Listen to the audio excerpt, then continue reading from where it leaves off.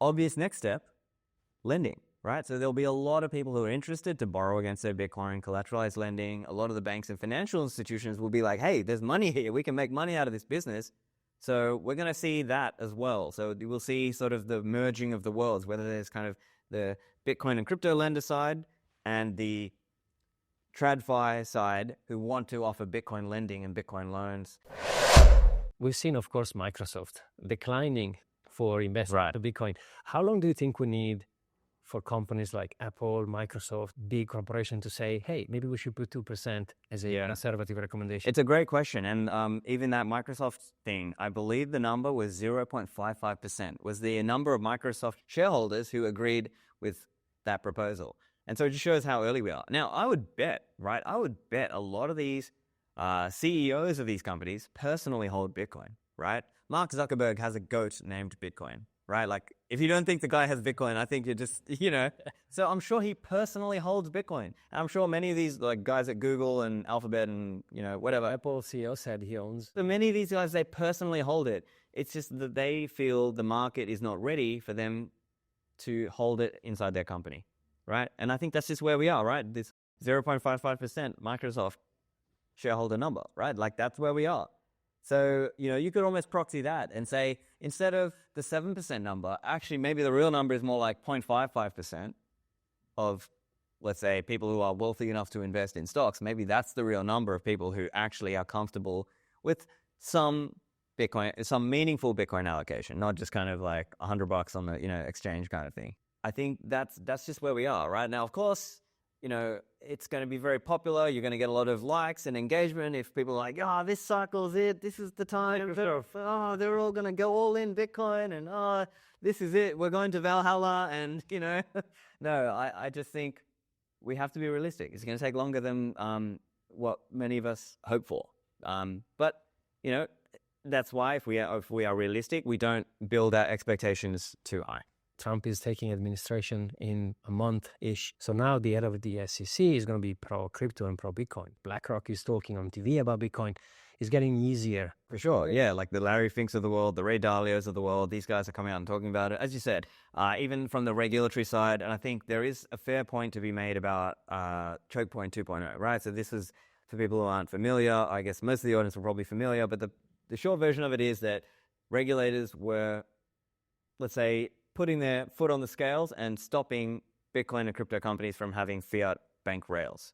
And so that made it very hard for a lot of these companies to exist and to operate and to offer services. And so hopefully we see pushback against this kind of choke point stuff, and we see opening of the fiat rails on that side in terms of the legacy fiat rails. And then it seems like, for better or worse, stable coins are being accepted and acknowledged as a player. Right, they are arguably being given a seat at the table. Right, they're growing in prominence and power, and they will probably be given a seat at the table. And so we'll also see, I think, more neobank type startups and businesses and banks who have stablecoin rails in and out. And so that'll be that other aspect of it as well. And so that will smooth and open the on-ramps for the people who are smart and savvy now. And so, there's positives and negatives, right? Because on one side, Bitcoin is going to go to the moon, this next year. Well, you've only got a year to stack.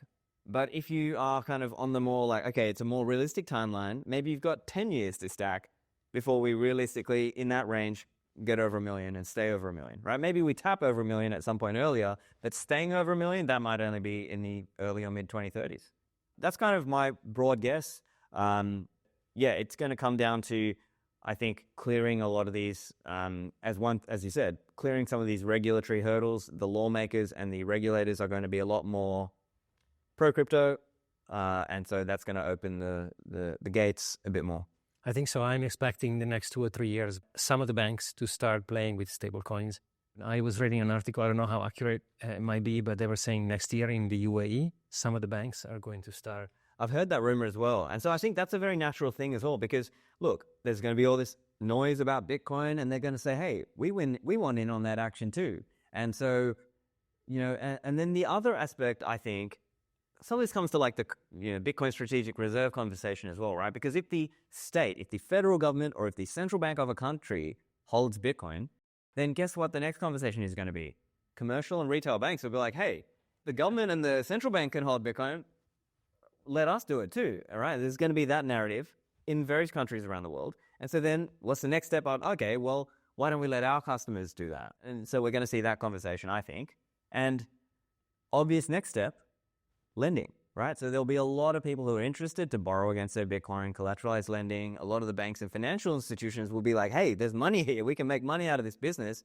So we're going to see that as well. So we'll see sort of the merging of the worlds, whether there's kind of the Bitcoin and crypto lender side and the TradFi side who want to offer Bitcoin lending and Bitcoin loans, and all flavors in between as well. So there are kind of hybrid approaches where maybe I've heard of a company called Battery Finance as well. So as an example, they and others might offer this kind of product or structure the products where you can have like some fiat asset or some other asset, maybe a property, a physical property, and Bitcoin together in a collateralized loan.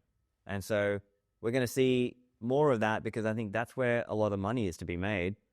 Because a lot of financial institutions, obviously, they make a lot of money out of interest revenue. And so obvious kind of thing, because they're not going to make that much on the custody side of it, right? Custody, you can't charge that much for custodying someone's Bitcoin, but you can make a lot charging them interest for them to borrow against that Bitcoin. So I think that's going to be a very natural thing.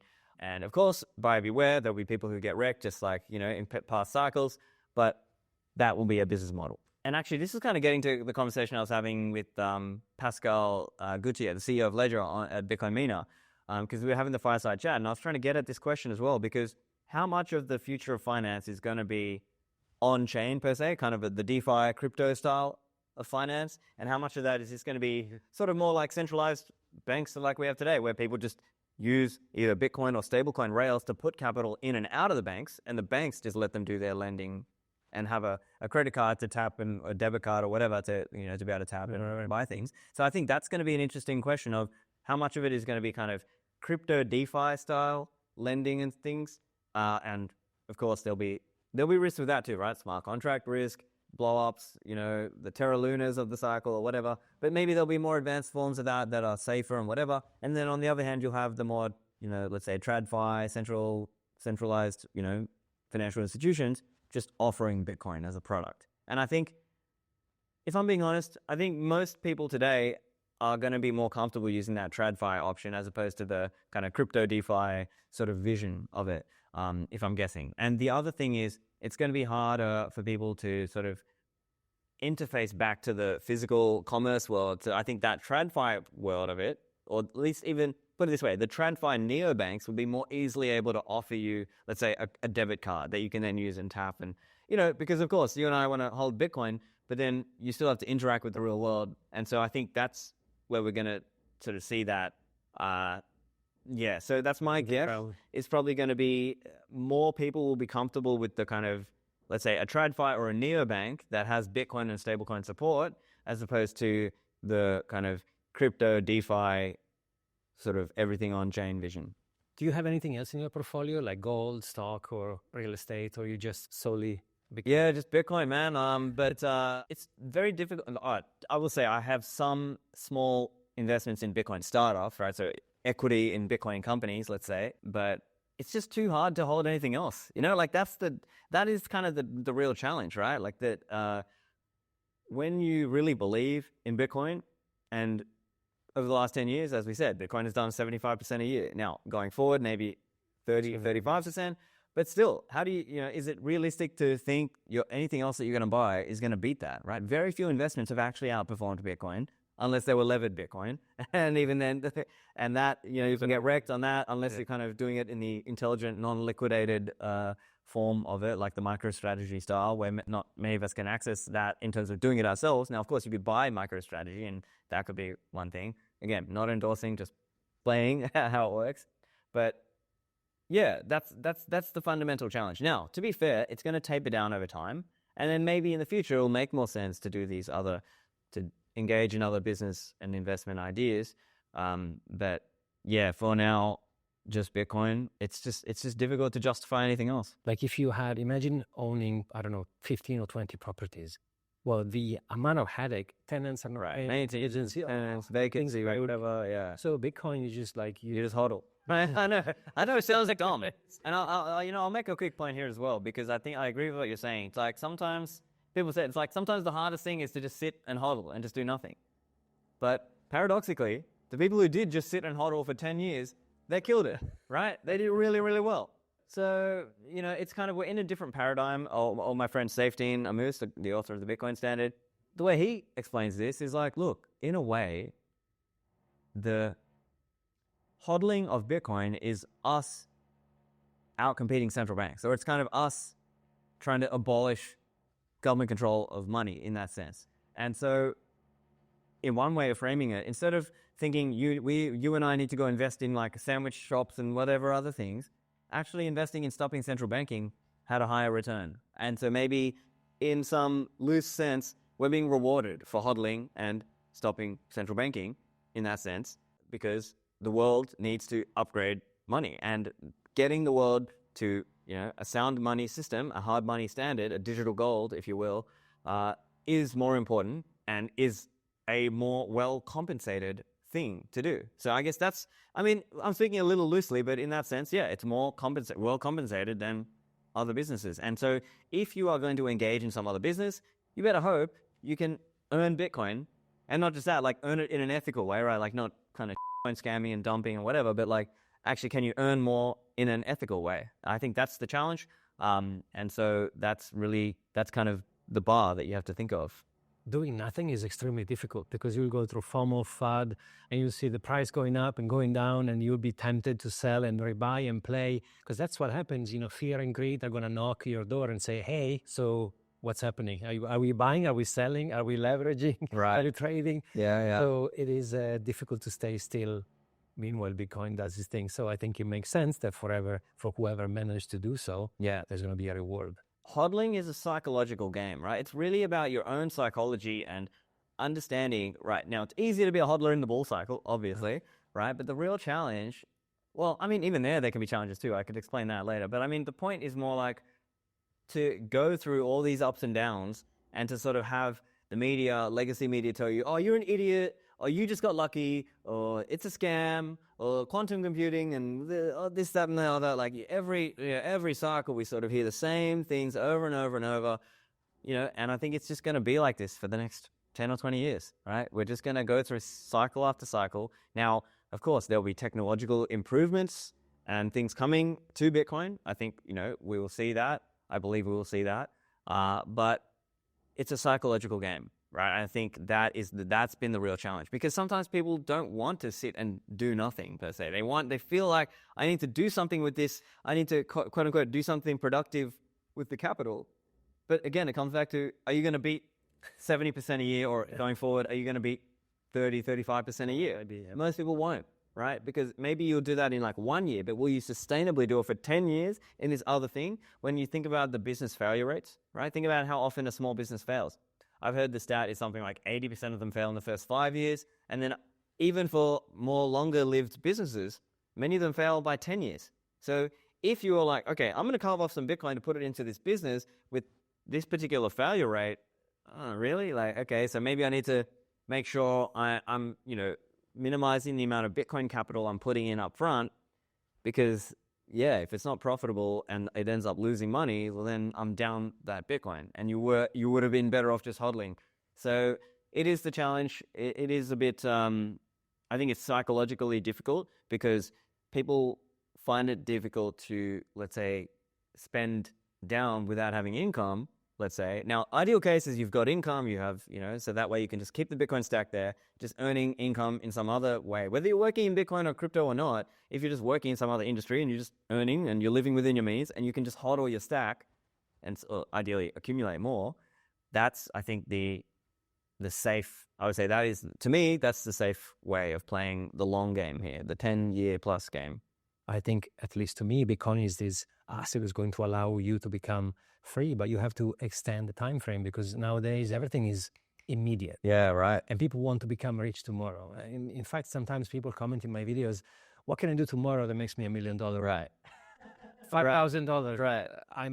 If you stack sats, if you have a job, like you said, focus for 10 years, you would be glad you've done it, but it's not for everybody because not everyone wants to think in years. They won't think in weeks or months. Certain people, they do put the time, they do put the effort, they read the Bitcoin Standard and all these beautiful books, and they stack for 10 years. Well, they deserve the pot of gold at the end of the rainbow, right?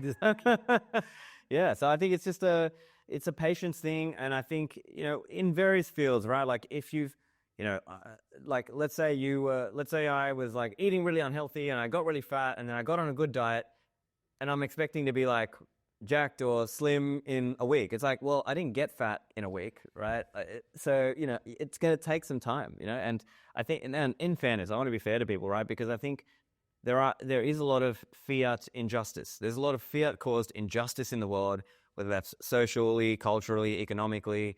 And so a lot of people have had opportunities taken away, or there's a sense that people can't get ahead, right? That they can't actually, get a place and have a family, and these things that, people did historically. So I try to be sensitive to that. I think I understand that not everyone has, the same opportunities, but at the same time, the ones who get ahead are the ones who take responsibility and accountability. Okay, we're in a bad situation. What's the best path out of it, right? Yes, I'm not going to get rich overnight, but if I sort of one step after the other, get better and better every day, then at least you're in with a fighting chance. And so that's the best you can do. I agree. And that's why I like talking to people like you and Bitcoiners, because I think whenever you decide to invest into this asset and study the asset, you understand a lot of different things in life. And one of the big ones is take responsibility. Like whatever happens to me from the outside, I can't control. Maybe I can, arguably, depending on if you believe in law of attraction or whatever. But how I react to it is 100% in my hands. So if I do want to make changes, if I do want to become financially free, it's a path, it's a journey. And the first step is to understand that you have a problem, or an opportunity, saying, okay, why people are broke? Well, they're broke because they don't know where they're spending money into it. So start with an Excel and saying, how much money coming in? Yeah, here's my budget out. Here's what I'm planning to spend over the next year, or here's my rough, allocation for rent or for whatever. And just make sure you are earning more than you spend, and then you save, right? That's kind of the basic, 101. But you'll be surprised how many people I talk to, and they have no idea how much money they spend. And then they have no idea why they have no money left at the end of the month. And I'm like, okay, well, start with an Excel or a piece of paper and say, today I spent this, today I bought this. And in 30 days, when you get paid, figure it out, and you start saving. Once you have enough, then you start buying sats, because you don't have to buy one Bitcoin, by the way. You can buy sats, right? It's a journey. It's a discovery. And then if you live, like you said, what happens in society that at least I've experienced, let's say you get a new job, more money. Well, you change your lifestyle. You buy a bigger car, a bigger flat. You buy a different kind of clothing. You get yourself a better watch, because your lifestyle is going to adjust to the job. But if you stay a little bit below, you get a new job, you got 20% increase. Great, stay in your flat, drive the same car, and that 20% you save that. Invest into something. Again, it's a journey. I don't believe in tomorrow I'll be a millionaire kind of storyline. I believe in I'm going to go through a path. I'm going to learn about money. I'm going to learn about investing. And in 10 years, I'll be in a better position than I was 10 years ago. Not just with technically, quote, money, but also understanding how finance works. And then you'll find rabbit holes, like you will learn about money and learn about investing and learn about assets and liabilities and all these things. That's why I preach like long-term kind of healthy understanding, as opposed to I buy the cat dog on the rocket moon and tomorrow I have 3 million, because most likely that's not going to happen. Yeah, exactly. I think you said it well. Like most people think it's about like picking the right coins or whatever, but I think the real sort of mental freedom that you get is more like, no, I need to focus on my actual skill set, right? And if you're trying to think about, if you're coming from the mindset of, I just got to pick the right coin, then, it's not really like a sustainable longer term skill. So you have to build a skill in something, I don't know, communications, marketing, or accounting, or whatever your skill set is, or some kind of entrepreneurial talent that you have, and focus on improving that. And then, saving. And that's really the thing that will make a difference, right? And that will make a difference, for you and for your bloodline, right? The joke is all about like, oh yeah, got to retire my bloodline, this cycle or whatever. That's the meme, right? Yeah. Yeah. I just don't think, it's a meme, but it's like, it only really applies if you've already been saving Bitcoin for a while, right? Like, I don't think it's the kind of thing that you could just like come to it now and retire your bloodline straight away, so, be realistic and try to, plan ahead for your future and be, let's say, judicious about how you earn and spend your money. And that's when you're going to start seeing a real difference. Well said, Stephan. Thank you. Thank you so much. Guys, of course, I will link in the description Stephan links, even though you should know who he is by now, because if you don't, you're missing out. So make sure to give him a follow. Love your podcast, by the way. Well, thank you. And thank you for coming in. It was great to have you in the studio today. Great. Thank you. And I'll see you guys in the next one. Cheers.